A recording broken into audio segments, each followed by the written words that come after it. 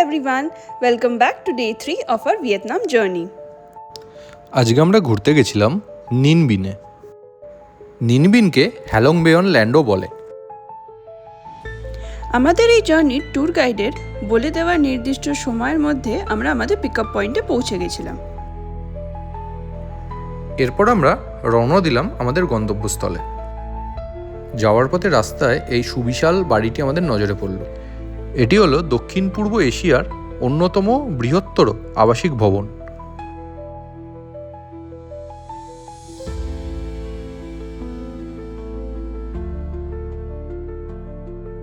সবার প্রথমে আমরা চলে এলাম বাইডিন প্যাগোডাতে।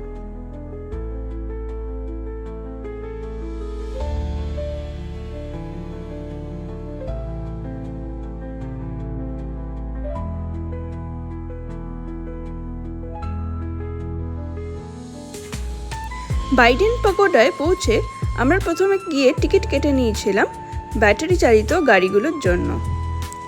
মেন এন্ট্রেন্স গেট থেকে বাইডেন পাগোডাটা প্রায় 2-3 কিলোমিটার দূরে।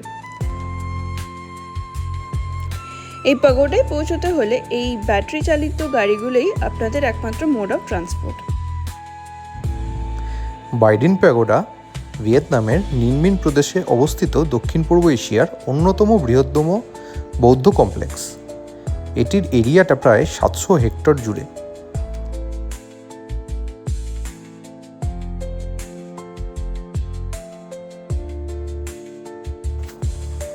এখানে এশিয়ার দীর্ঘতম করিডোর রয়েছে, যেখানে পাথরের খোদাই করা 500টি ভিন্ন ভিন্ন ভঙ্গিমার আরহাত বা বৌদ্ধ সাধুর মূর্তি আছে।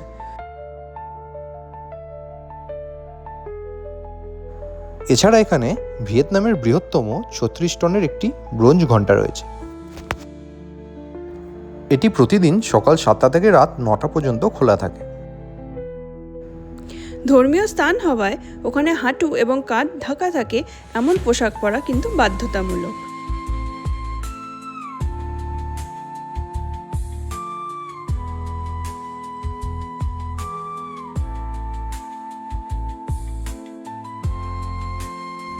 দেখতে দেখতে আমরা পৌঁছে গেলাম মূল প্রবেশদ্বারে।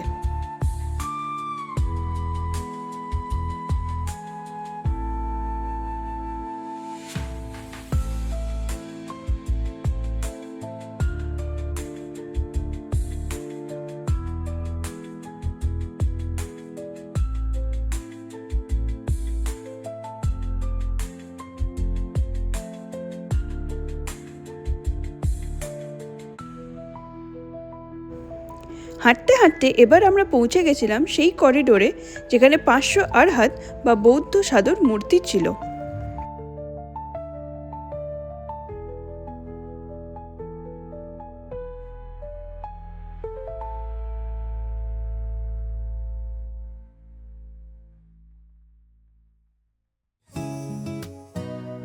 এই স্ট্যাচুগুলি দেখে আপনারা হয়তো ভাবছেন এর কিছু কিছু জায়গা এরকমভাবে কালো রং কেন। বেসিক্যালি যারা বৌদ্ধ ধর্মে বিশ্বাসী তারা আশীর্বাদের জন্য এই বৌদ্ধ সাধুদের হাঁটুতে বা পেটে বা পায়ে মাথা ঘষে, সেই থেকেই এই রঙগুলি কালো হয়ে গেছে। সেই জন্য এখন এনাদের স্পর্শ করা নিষিদ্ধ। হাঁটতে হাঁটতে এরপর আমরা এই কমপ্লেক্সের দ্বিতীয় স্থানে পৌঁছে গেছিলাম, যেখানে বৃহত্তম সেই 36 টনের ব্রোঞ্জ ঘণ্টাটি রয়েছে।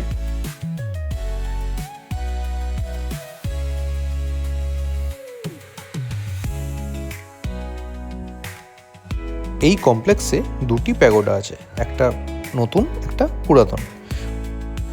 পুরনো প্যাগোডাটা একটু দূরে, তো সেই জন্য আমরা সেখানে আর যেতে পারিনি, কারণ আমাদের সময়টা খুবই কম ছিল। এরপর আমরা চলে এলাম তৃতীয় জায়গা, যেটি হচ্ছে কোয়ান আম প্যালেস। এই কোয়ান হাম হলের ভেতরে রয়েছে লেডি বুদ্ধা স্ট্যাচু, যার 1000টি হাত এবং 1000টি চোখ।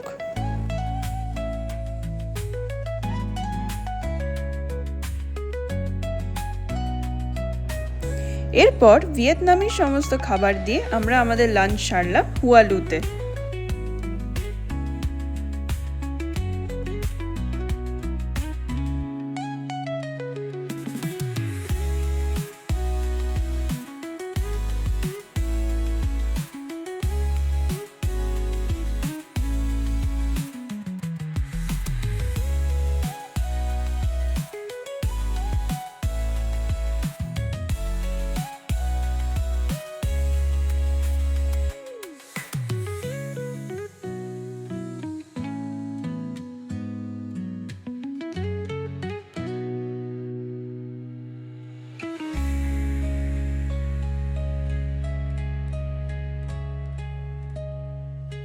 লাঞ্চ সেরে আমরা চলে এলাম ট্রাং আন সিনিক ল্যান্ডস্কেপে।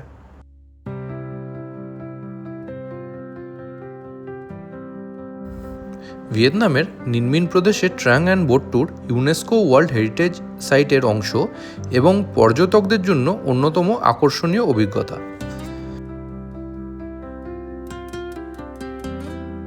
এটি মোটামুটি একটি 2 ঘন্টার বোট ট্যুর, যেখানে সাধারণত 4 জন যাত্রী বসানো হয় এবং আপনি এখানে 3টি বিভিন্ন রুট আছে, যেগুলোর মধ্যে কোনো একটি বেছে নিতে পারবেন। প্রথম রুটটি হলো গুহাভিত্তিক, যেখানে আপনি সর্বোচ্চ 9টি গুহা এবং 3টি মন্দির দেখার সুযোগ পাবেন। এরপর রুট 2, যেটি সবচেয়ে জনপ্রিয়, সেখানে 4টি গুহা, 3টি মন্দির এবং বিখ্যাত মুভি 2017 সালে রিলিজ হওয়া মুভি কং স্কাই আইল্যান্ড তার সিনেমার শুটিং স্পটগুলি দেখতে পাবেন। আর 3 নম্বর রুটটি হলো একটি 1 কিলোমিটার লম্বা গুহার মধ্যে দিয়ে এবং কিছু মন্দির আপনাকে ভ্রমণ করাবে। আমরা সবচেয়ে জনপ্রিয় রুটটি বেছে নিয়েছিলাম এবং 2টি নৌকাতে 3 জন করে বসে গেছিলাম।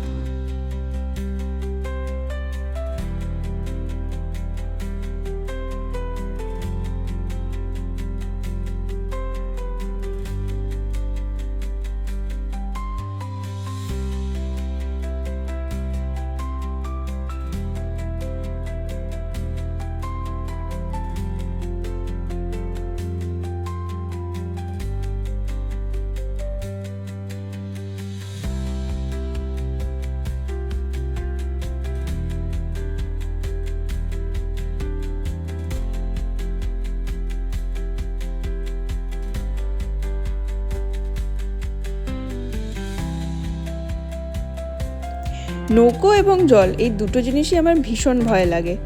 প্রথমে একটু ভয় পেলেও তারপরে আস্তে আস্তে যখন ভয়টা কাটলো, তখন এই দৃশ্যটা এবং এই রাইডটা আমি খুবই এনজয় করেছিলাম।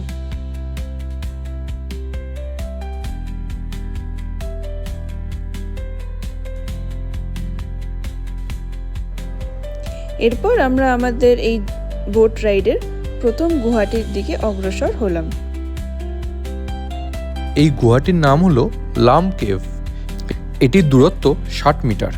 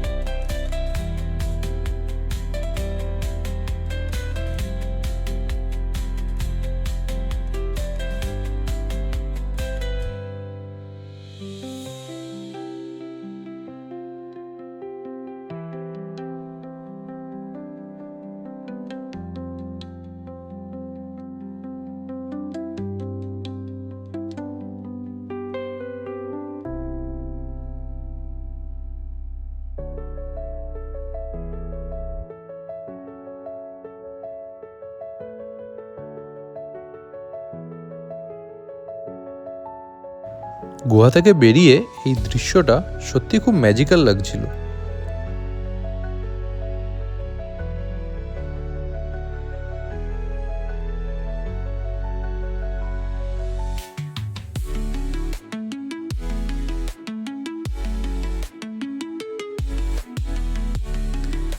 এরমভাবেই আমরা আরও 2 থেকে 3টে গুহা পার করলাম।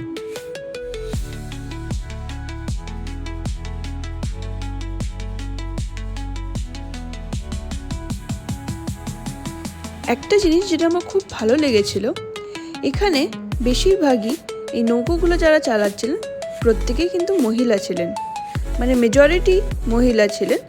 সেটা দেখে সত্যিই আমাদের খুব ভালো লেগেছিল। ওদের দেখা দেখি বাবাও বইটা টানতে লাগলো।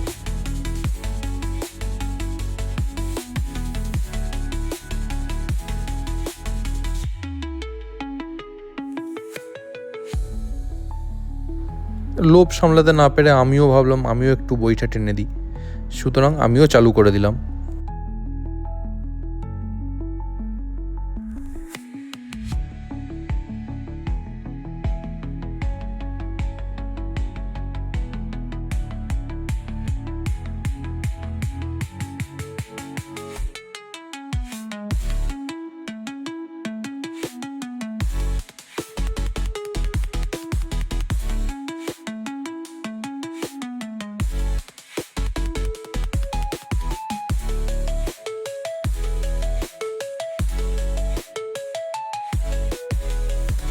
এটি হলো গ্র্যান্ড কেভ। এটার লেন্থ ছিল 150 মিটার।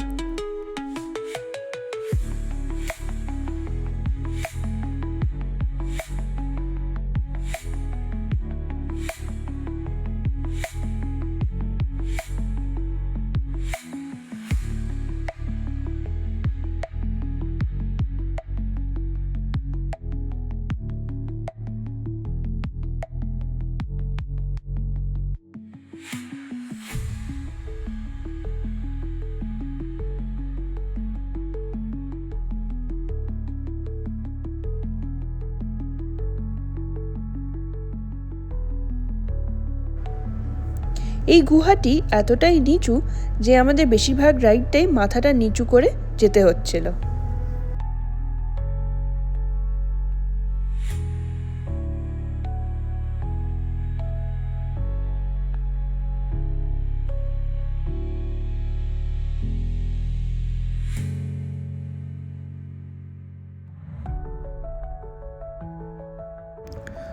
আপনারা হয়তো অনেকেই কং স্কাইলাইনের মুভিটা দেখে থাকবেন।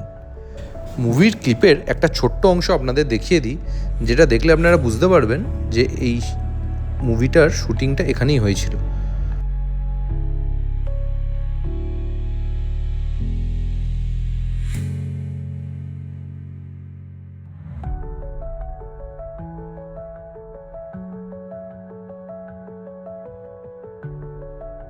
এখনও সেই জায়গাটি ওরা সংরক্ষণ করে রেখে দিয়েছে ট্যুরিস্টদের জন্য।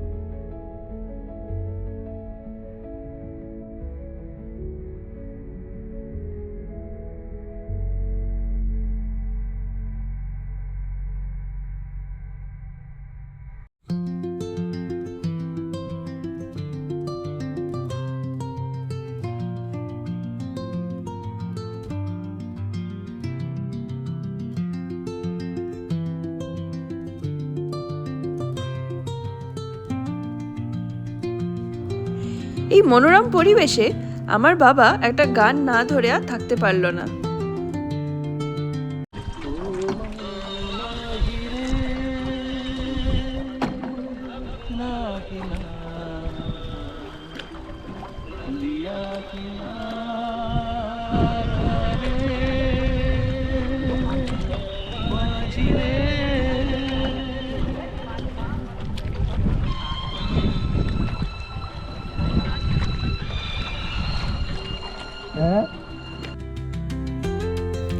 সুন্দর একটা দিন কাটিয়ে এবার আমরা চললাম আমাদের হোটেলের দিকে।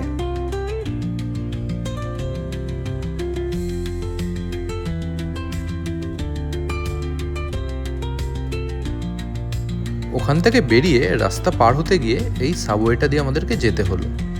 একটা সাবওয়ে যে এত সুন্দরভাবে সাজিয়ে রাখা যায় সেটা এটা না দেখলে বিশ্বাসই হতো না।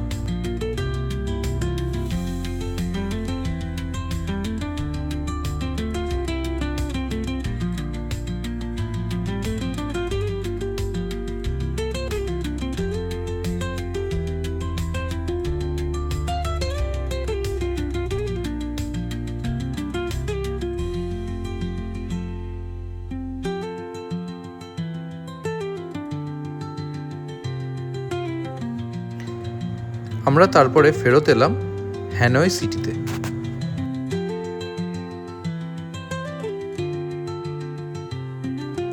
আশা করছি ভিডিওটি আপনাদের ভালো লেগেছে। ভালো লেগে থাকলে please do like, share and subscribe to our channel. দেখা হচ্ছে পরের দিনের ভিডিও নিয়ে।